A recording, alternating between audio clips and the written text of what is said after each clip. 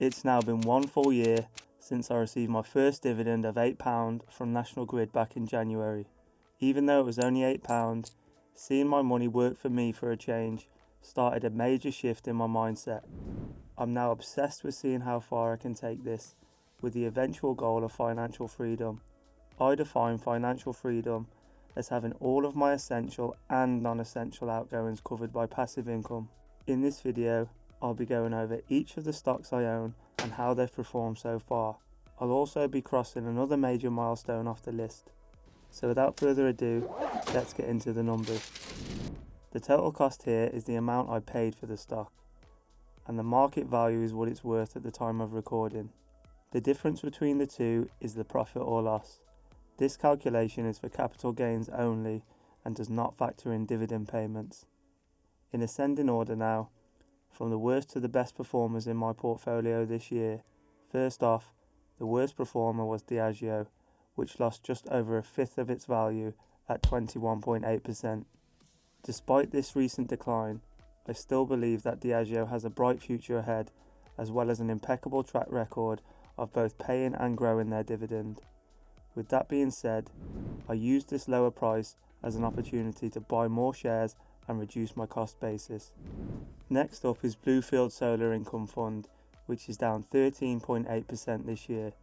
BSIF was actually the first company I ever purchased, and I like the fundamentals as much today as I did back then. I also really like the simplicity of this company, and I just recently added to my position. As a dividend investor, a yield of 7.3%, which is well covered by earnings, is hard to resist. Unilever in the consumer staples sector suffered a significant loss of 9.3%. From what I can gather, this was largely due to inflation causing price hikes that forced some consumers onto cheaper brands. In addition to this, certain sectors of the business have been underperforming in general. A new management structure is set to refocus on Unilever's core brands going forward. Aviva is down a moderate 3.4% on the year, with management stating that inflation driving up the cost of insurance claims to be one of the main reasons for this poor performance. However, you might have noticed that I'm personally in profit with this one. This is because I invest spare cash each month rather than one lump sum at the start of the year, and I managed to get in towards the lows. Just like with Aviva, Legal & General's share price also took a pretty big hit during 2023, which isn't surprising as they're both in the insurance game. However, Legal & General did manage to close out the year at pretty much break even.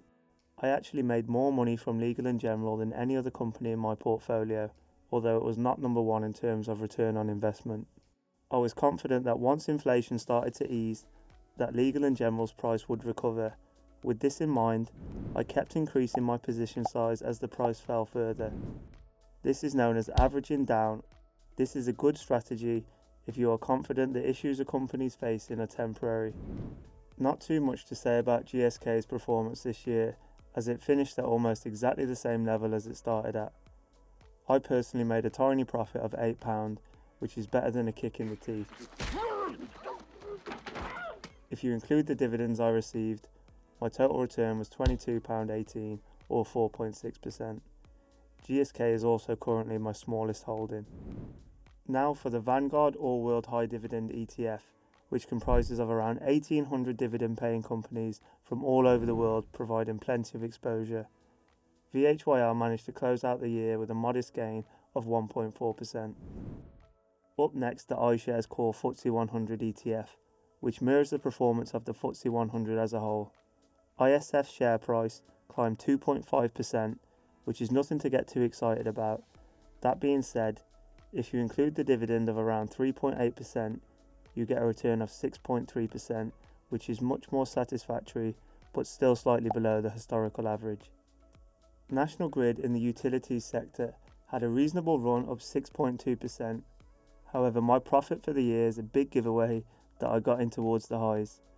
National Grid is one of my favourite stocks due to its near monopoly on the UK's electrical infrastructure and a 24 plus year run of not only paying but also increasing the dividend. The Vanguard S&P 500 ETF tracks the performance of the S&P 500 index as a whole and is currently the only position in my portfolio that's geared more towards growth than dividend income. As much as I love dividends, the S&P 500's track record for growth has to be respected. VUSA finished the year up a very impressive 18%. Tritax Big Box in the real estate sector rents out commercial warehouse space to some huge names such as Amazon and Tesco. I can only see the demand for warehouse space increasing over time, as e-commerce in general is only going to grow. Tritax was my biggest loser for quite some time during 2023, but thankfully things really started to turn around since the fear of rising interest rates has begun to subside. The second best performer of the year is HSBC, which needs no introduction. HSBC gained a huge 19.7% in 2023. Although I was a bit late to the party myself, I did manage to get in on some of the action. Tesco was my best performer of 2023, up a massive 26.6%. That being said, Tesco is also one of my smallest positions. Tesco was actually the third company I purchased, and I think I've been in profit with this one since day one. Now I'm not complaining about that, although I do have a hard time adding to positions that I'm in profit with, and I find it much easier to add to a loser as I know I'm reducing my cost basis. It's well known that reducing your cost basis with a solid company should you get the chance is a smart move, and I get that. However, ignoring your best performers in fear of increasing your cost basis makes no sense, and it's something I'm going to work on in 2024. Here you can see each individual stock's performance from best to worst in a nice, easy to read and more visual format. With Diageo now being one of my biggest holdings, a turnaround here would increase my portfolio's ROI significantly, so fingers crossed and let's see what the new year brings.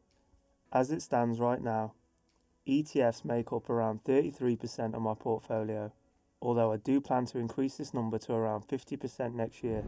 My reasoning for this is that if I have 50% of my portfolio allocated to index-based ETFs such as the Vanguard S&P 500 ETF and the iShares Core FTSE 100 ETF, then I know at least half of my portfolio will deliver results in line with the market. I can then try and beat the market with the remaining 50%. Here's a quick look at how each company is weighted within my portfolio.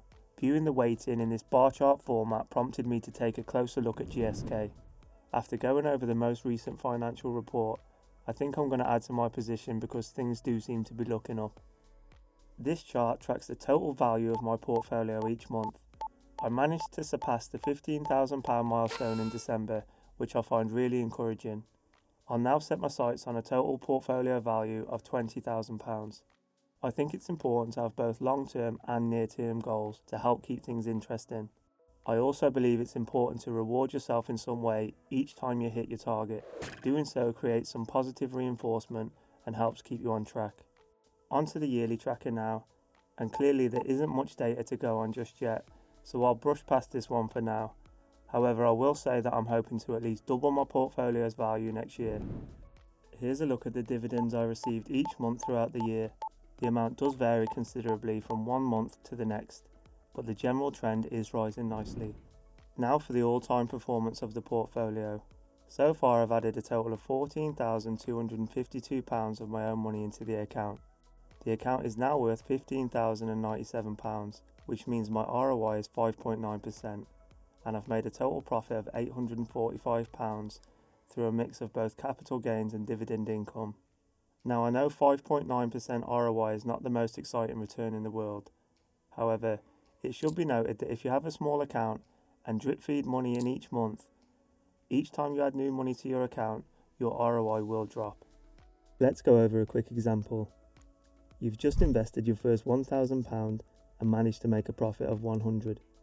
Your portfolio's value is now £1,100. That gives you an ROI of 10%. Not too shabby. You now decide to add another £1,000 to your portfolio, which means you've now invested a total of £2,000 of your own money. The additional £1,000 will immediately reduce your ROI from 10% to 5%. This really doesn't matter, and it's not something to try and avoid. It's just one of the quirks of having a small account and also making relatively large contributions. This effect will become negligible as your account size grows. It's just something to be aware of during your first year or two. That being said, my returns were still in line with that of the FTSE 100. However, there's no getting away from the fact I'd have done significantly better by simply piling the lot into an S&P 500 ETF such as VUSA. All in all, it's not been a bad year, and I've certainly learned some valuable lessons to take with me into 2024. In my next video, I'll be breaking down exactly what I've learned and which mistakes I've made, but even more importantly, how I plan to avoid making the same mistakes again and how you can too. As always, thanks for watching and happy investing. If you have any questions, please feel free to ask in the comments below and I'll do my best to answer them all.